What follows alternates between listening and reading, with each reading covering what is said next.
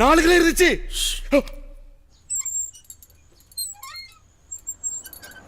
Sir ఏంటి sir 4 కేజీలు ఉందన్నారు, ఏమీ లేదు. నేను అంత దూరం వచ్చాను, నా పరిస్థితి ఏంటి? ஏன்னா செட்டியார் ஃபோனில் 4 கிலோன்னு சொன்னீங்க, 1,800 தான் இருக்குது. உங்களை நம்பி பார்ட்டி கூப்பிட்டு வந்திருக்கேன், இந்த மாதிரி பண்ணுறீங்களே.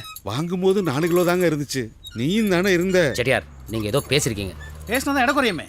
நான் பேசவே இல்லப்பா.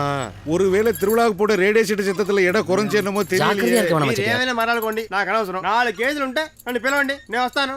ఓకేనా? పదరా బాబు, పోదాం. ரெடியார் ரெடியார் చెప్పది వినండి ரெடியார்.